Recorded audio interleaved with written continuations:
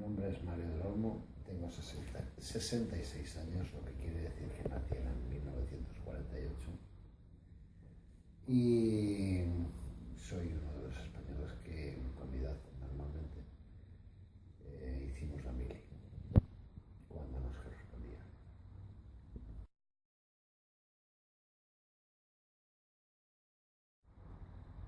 La mili se hacía generalmente entre los 18, a veces entre los 17, dependiendo del régimen que eligieras, y los 21 o 23 años, te abarcaba ahí. Lo que no quiere decir es que durara 4 o 5 años, ni mucho menos. La mili normal duraba entre año y medio y 2 años. Luego había una fórmula que era el voluntariado, que llevaba más tiempo y que pasaba normalmente de los 2 años de servicio. Y luego había una tercera fórmula que era la milicia universitaria, que se hacía, creo recordar, trimestralmente a lo largo de varios años.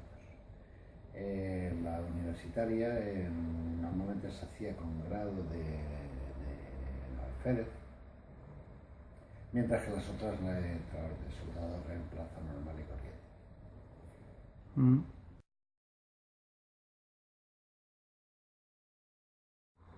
Pues yo supongo que para los gobiernos de entonces, los gobiernos de la época, estamos hablando de la dictadura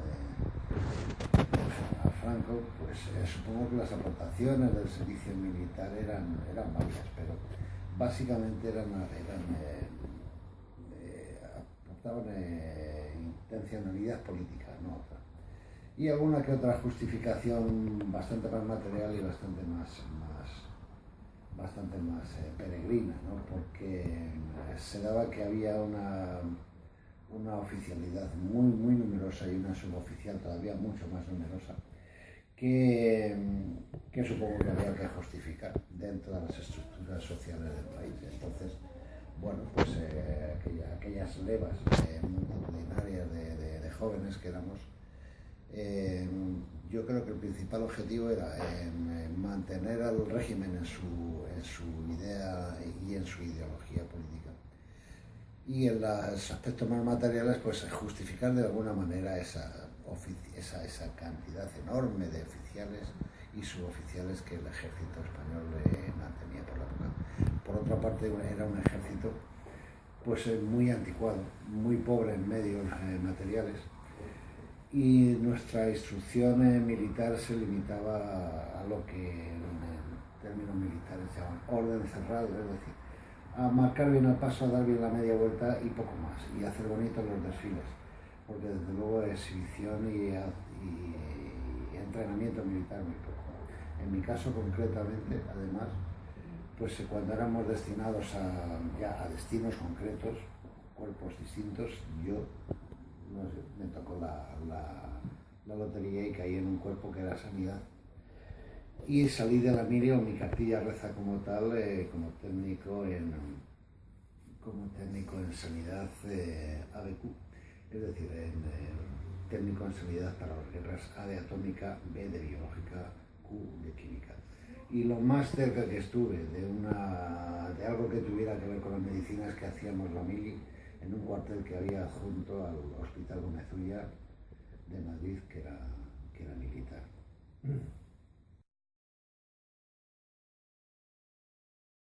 Pues yo creo que es bastante dudosa la aportación que a la vida de cada uno de nosotros aquel periodo suponía. Ten en cuenta que esto suponía interrumpir cualquier tipo de actividad que estuvieras desarrollando en tu vida privada, fuera una actividad pues eso, de tipo lectiva, fuera por estudios, fuera por que estabas trabajando. Esto abría un paréntesis en tu vida total del que no te podías sustraer. En el caso de los estudios, la fórmula te permitía ir retrasando sistemáticamente la entrada a filas, pero también eso al final acababa convirtiéndose en una trampa. Coincidíamos, por ejemplo, en un reemplazo gentes que habían retrasado esta llegada al ejército, y llegaban con 27, 28, 29 años, algunos casados y con hijos ya, y entonces aquello era un desmadre importante. Yo creo que no aportaba absolutamente nada o muy poco a la formación y a la vida de cada uno de nosotros. En algunos casos, pues gente que del interior, que todavía faltaban, había bastante gente sin alfabetizar, pues impartido por los mismos alumnos, o sea, por los mismos soldados se producían clases y había gente que aprendía a leer y a escribir, básicamente. Pero realmente no tenía ninguna proyección en la vida privada, salvo para aquellos que decidían continuar en el ejército, que continuaban lo que, por así decirlo, no tenían mejor cosa que hacer. Gente además que solía ser gente sin estudios y sin ningún tipo de expectativa de salir, por así decirlo, de una sociedad rural, que es la de eso, incorporarse al ejército y entrar dentro de esa disciplina y esa manera tan peculiar que tiene o tenía el ejército de ser y de lo que vivía ensimismado por sus propias viviendas, sus propias colonias militares de viviendas, sus economatos, y en una disciplina absolutamente militar que también se trasladaba a lo familiar. O sea, la vida del militar o de lo militar era bastante segregada, bastante separada de la vida del ciudadano común. Entonces, entrar en la vida militar o entrar en el periodo militar era cortar prácticamente con todo lo que había sido e iba a ser tu vida privada como civil normal y corriente. O sea que las aportaciones